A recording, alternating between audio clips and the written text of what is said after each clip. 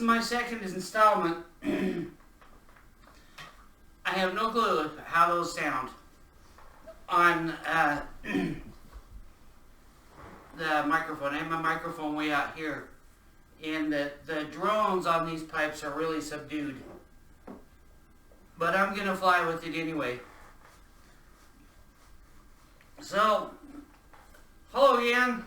Any new subscribers? It looks like I lost one subscriber. Probably my last post wasn't exactly what they were looking for. That's okay. So, anyway, I went for the initial trip to go see my mom, and I didn't make it because she had already passed away while I was asleep, because we can't have two deaths in the family. I just put it that way. So about a week later, my sister Shell, hi Shell, if you're watching. Hi Chloe, hi Ivy, Chuck, all the others. So I got in the interim between the whole situation working out. Now, I have a car. It's a Ford Pinto that I had done a lot of racing with, just bracket racing, nothing professional, all over Southern California. I'll do a separate video on that car. And so, the way circumstances had worked out, in 2012, I moved out of the house that I was sharing with my mom and another roommate. And we lived in that house for years and years and years. And you know what happens when you live in a place, you accumulate stuff. So, things did not work out between my mom and I. She has a strong personality. I have well, you might not realize it by my videos, but I have a fairly strong personality. And it kind of runs in the family. So, I take note, strong personalities. So anyway, and Chloe, we're all uniquely different and the same. So anyway, I had moved out of the house, and I moved to Kentucky.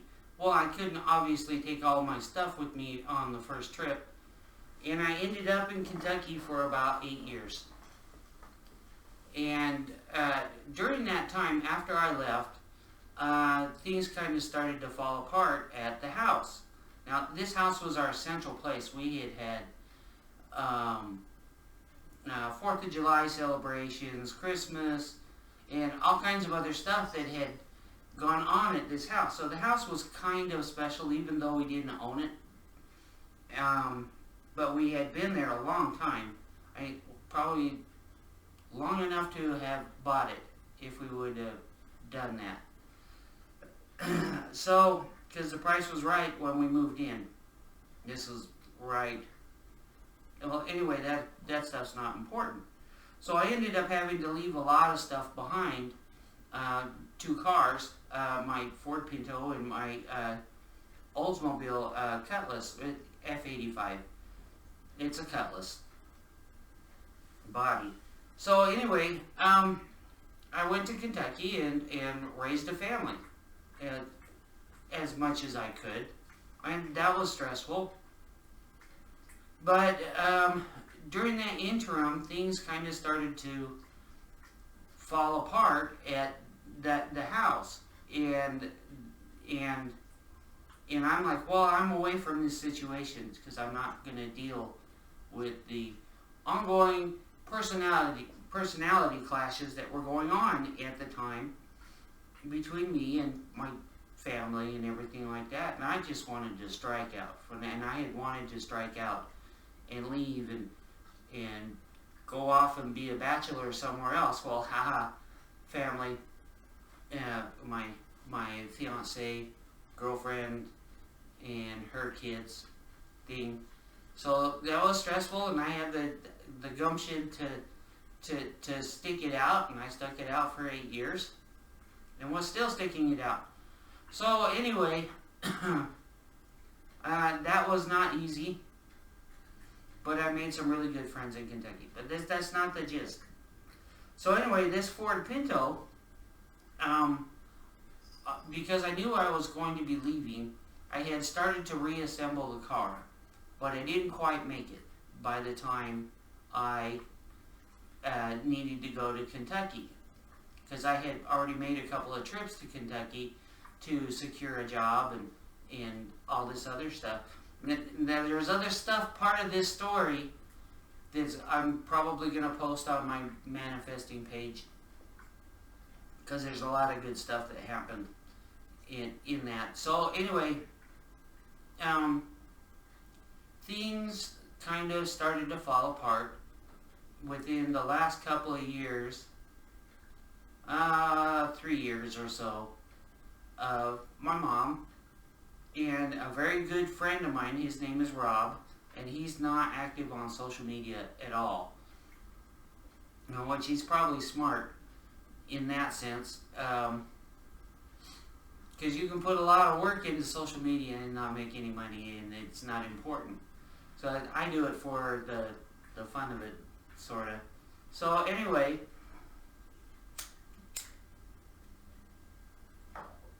this Ford Pinto, and there's a lot of people out there who know what a Ford Pinto is and say, why would you want to save a car like that? Well, that's my business. And it has a value to me. Not just, well, sentimental and other, because it's a good story to tell. But that's not why I kept it. I just had a good time with this car. So anyway, after my mom passed away, I had to go back to Utah and go back to work for a couple of days. And when I was there, I explained to my HR people, I said, look, I had to do the emergency trip because my mom was passing away at that moment, and she died while I was in transit. So but my sister, I told my sister is setting up a celebration of life in a week or so. Because everything becomes a muddle, because I'm trying to keep my job, trying to work, and so I scheduled 3 or 4 days off so that I could go back down to Phelan, California, and be part of this, because I am part of the family, I think, even though we're still in the repair process of a lot of stuff, I hope.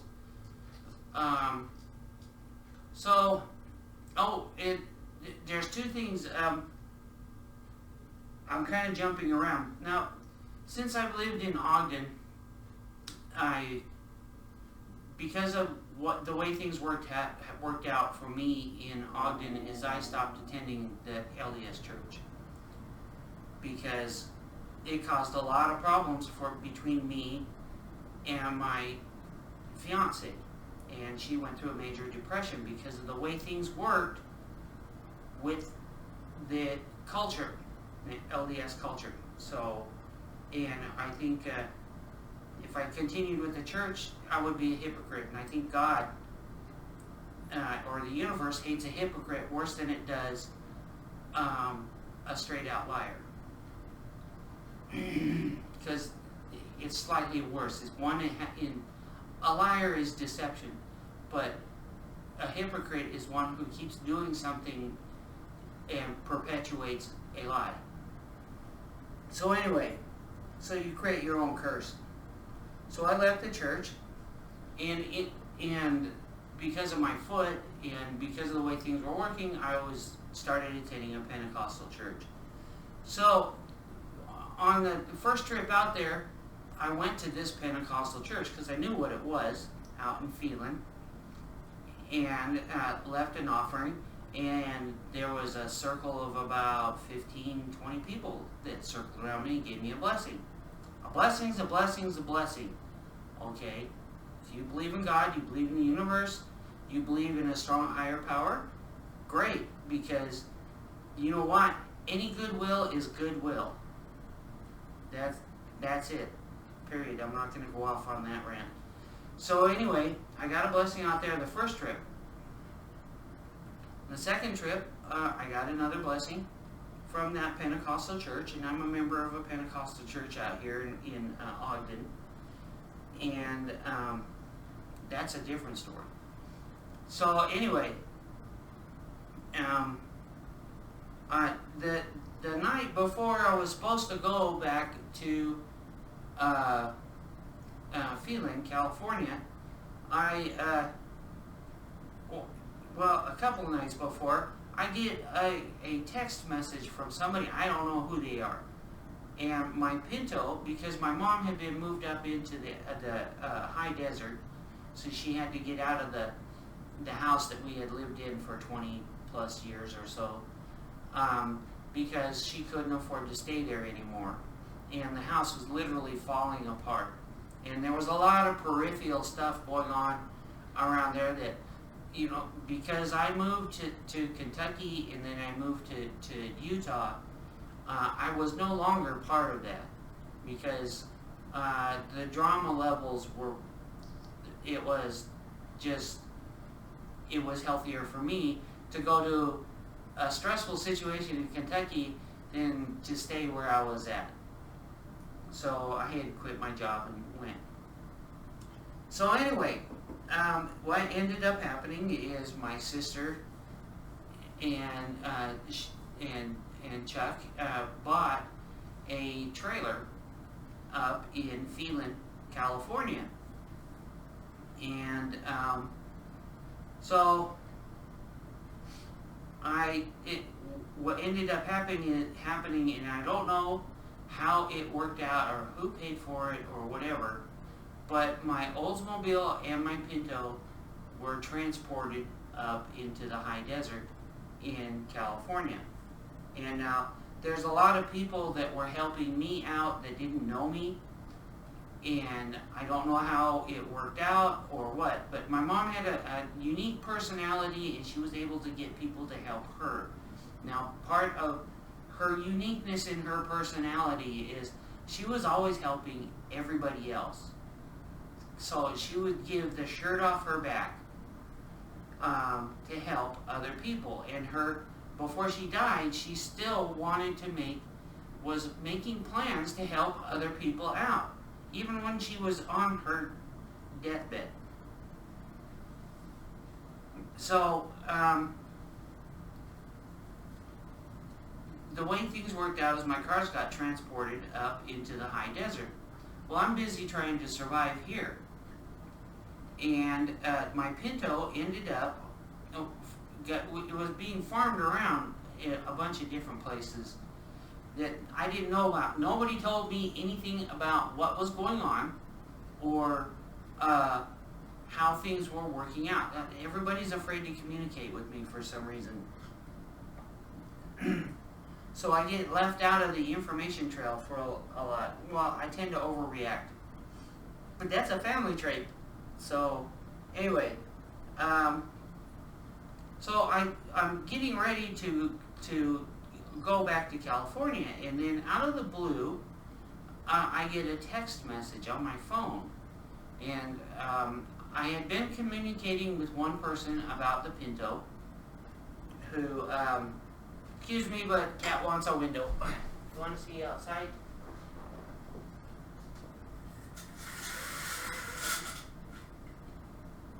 Here.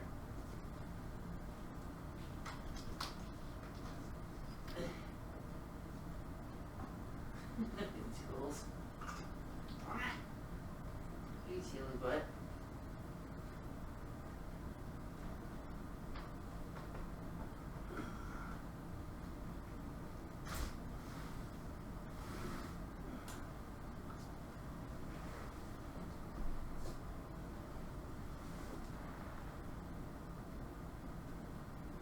Okay. Well, that changes the lighting a little bit. So I got two cats staring out the window at something. So anyway, I get this terse letter or text from somebody. I have no clue who this person is. And it basically goes, if you don't come up and get your Pinto right now, I'm going to put it out on the highway and it's going to get crushed. And I'm like, texting back, who the hell are you? I don't know you, I don't know what's going on, give me more information. And apparently there was drama between my mom and a person that was helping her. And she was going through, well, I would call it Vicodin rages. And so, I didn't know about any of all of this stuff. And so I'm like, whoa, wait a minute, I don't know what's going on. I don't know you.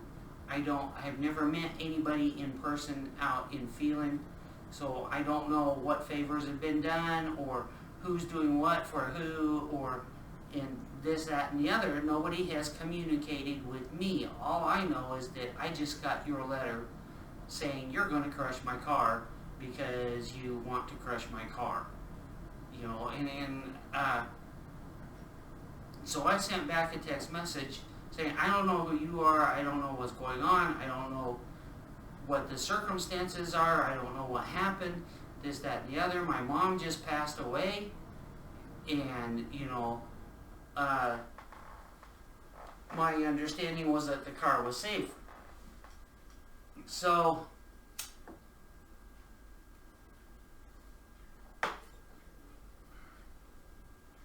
from my perspective, everybody was doing me favors, but I didn't know how the favors were being created. And I'm grateful for the fact that whoever stored my Pinto in three different places that I didn't know about. I didn't even know it had been being farmed around. Nobody told me anything. So I told this guy, well, hey, he knew that my mom had just passed away. I mean, within days. And then all of a sudden, everybody's making threats against me or against my car, which I don't know that what's going on, literally. So I sent the guy a text message. He sent me another text message of, well, you've been taking advantage of this, that, and the other. And I'm like, no, I have not been taking advantage of anybody because I don't know what's going on. How can I take advantage? I can't direct something that I don't know what's going on. So finally, I ended up talking to him on the phone and, apologizing to him who he's outside. So I don't know how he got involved, but I'm grateful that he was involved because that turned out a lot better than talking to people that are angry at me and they don't even know me and they've never contacted me directly. So this guy's a third member or a third party who has nothing, literally nothing to do with my Ford Pinto. And so there's all this crap going on, and so my stress levels go through the roof, and I'm like, well, shit, just crush the car. And then, so I ended up calling the guy in person, and we ended up chatting, and we ended up getting along. And I said, look, all I need is a little bit of time so that I can get a trailer, so I can get my Pinto and take it with me when I leave. Well, at first he was like, well, your car's a piece of crap, and he's doing telling me all the bad things about my car and how worthless it is and this, that, and the other. And I'm like, I don't care, it's a Ford Pinto. People tell me that all the time. It's a Ford Pinto, okay? People make fun of Ford Pintos. It's a joke. It's a car that explodes. Everybody thinks it's a rolling grenade. Okay, they're not. But, you know, I'm fully cognizant of what a Pinto is. And just because you think it's a piece of crap doesn't mean I think it's a piece of crap. And who cares what you think? And why do you care what I think with my stuff? So this guy was throwing all this attitude and stuff like that. So finally we got to like a peaceable, narrow run here. And I'm like, look, I'm going to get a trailer. I'm going to come out and get the car. While I'm doing the celebration of life for my mom, which you know about. Okay, so you know my mom just died. You know I got to move the Pinto. So you're dumping all this other crap on me. Okay, that's fine. I can deal with that. My story of my life. So anyway, I contacted U-Haul on the phone, and I got this really nice rep. And I said, I need a trailer, kind of an emergency thing.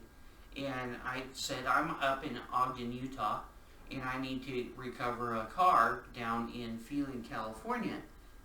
And I don't know what happened, but between Tremonton, which is way northern Utah, just before you get to Idaho,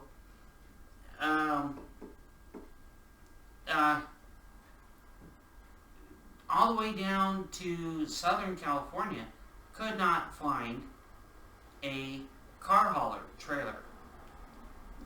Don't ask me, I don't know how that works in that large of a space that there's not an available trailer.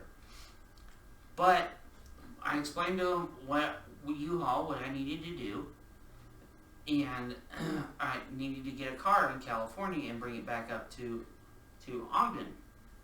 And so I spent about an hour and a half in the middle of the night, like in the AM hours,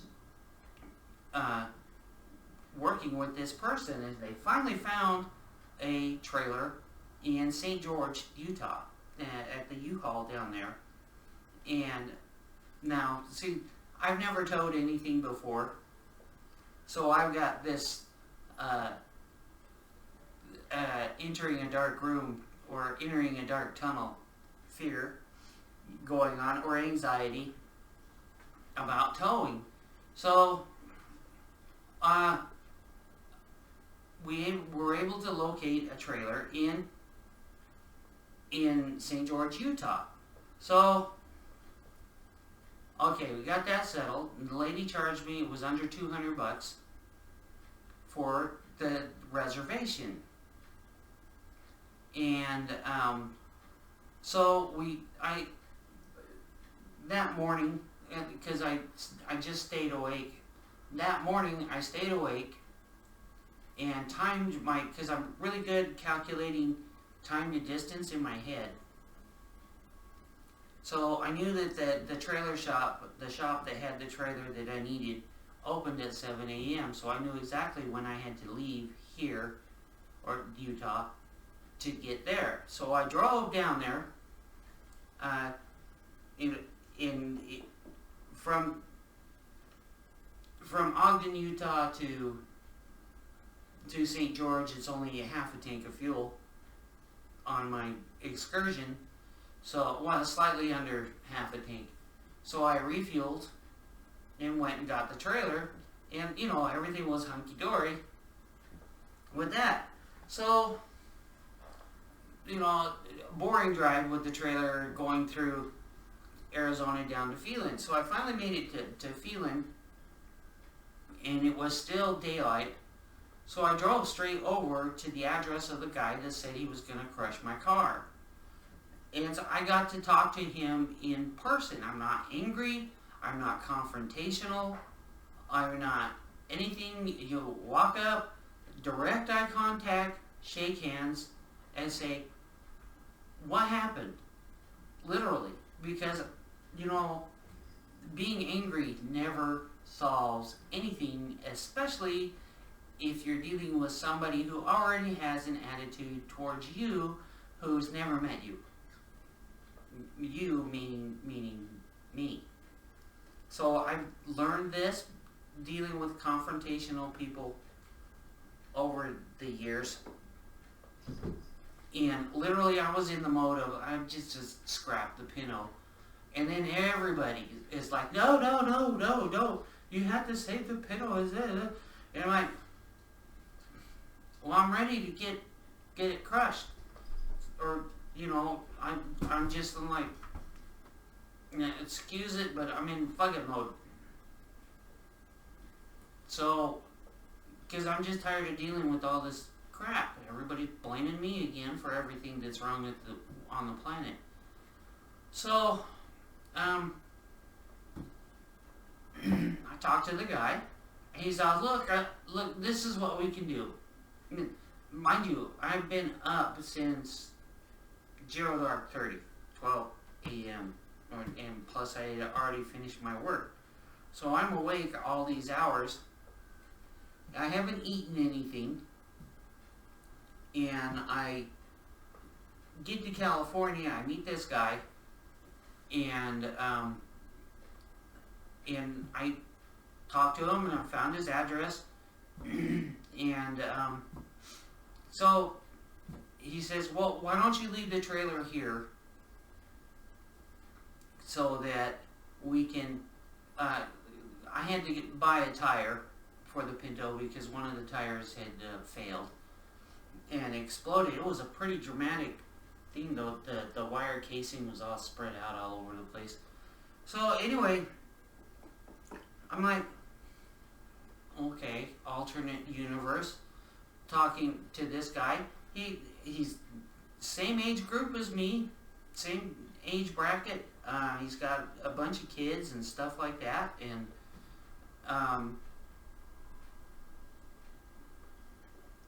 so I got the tire, and I had it, and they didn't have any 13-inch tires in Phelan, California, no used ones.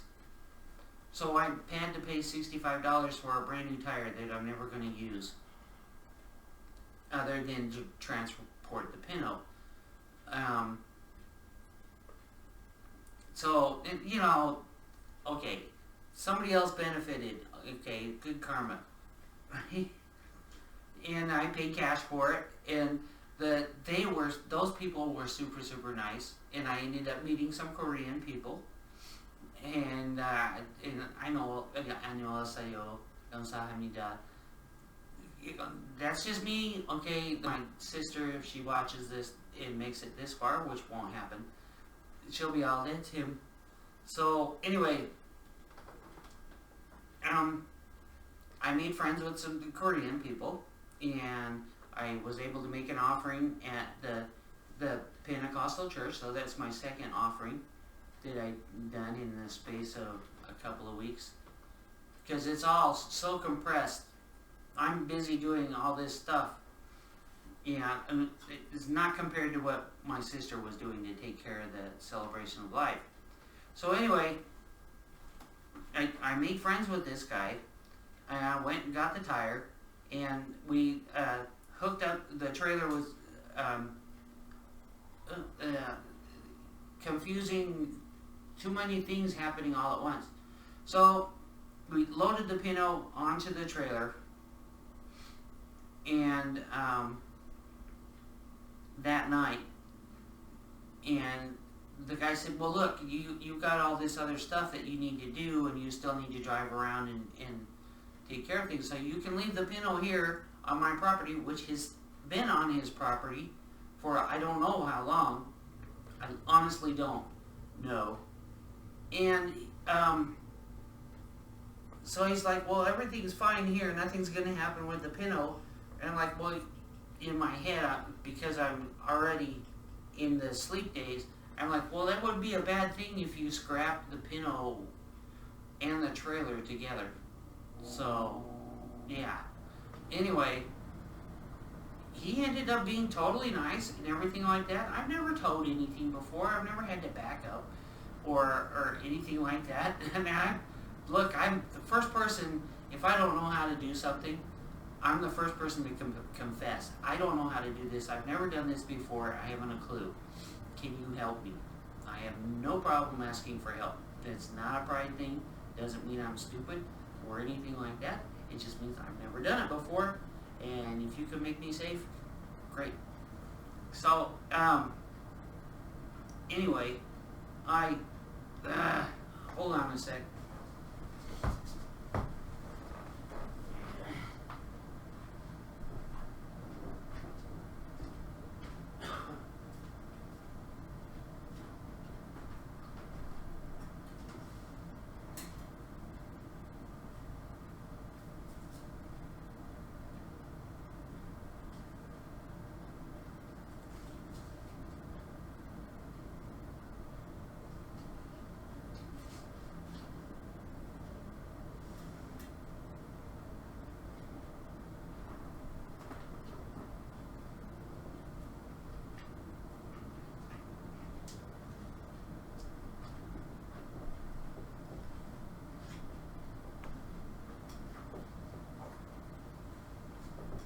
Okay, I'm back. So anyway, yeah, I'm barefoot.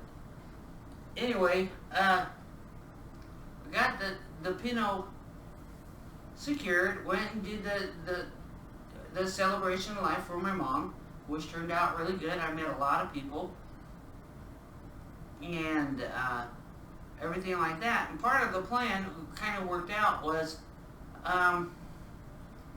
my mom has a China hutch that's been in the family for 100 years. I'm supposed to take this China hutch. Well, I was like, oh, hey, we can put it in the back of the Pinto, because I didn't have room in the Excursion because I still had the back seat in there. Everything happened really fast, and my Excursion, I bought it for a single purpose, and so I've decided not to do anything with it. Different story. So anyway, the keys got stolen to the Pinto, and the keys to my Oldsmobile got stolen, because my mom's new neighbor at the time, one of the people that were living there, was a meth head. So he broke into her trailer and stole all the keys he could find. What else can I say? So, I couldn't open the hatch on the Pinto to put the China hutch in. So I got to figure out a way to get the China hutch. Now I'll figure that out, even if I had to make one trip just for that. So anyway, loaded up the Pinto. The Pinto's there, and the rest of the trip was a total non-event. Not in the sense of not important, but no drama. And I ended up playing my pipes for the celebration of life for my mom, and my sister and I are on better terms with each other. My sister's husband, my brother-in-law, he and I got along.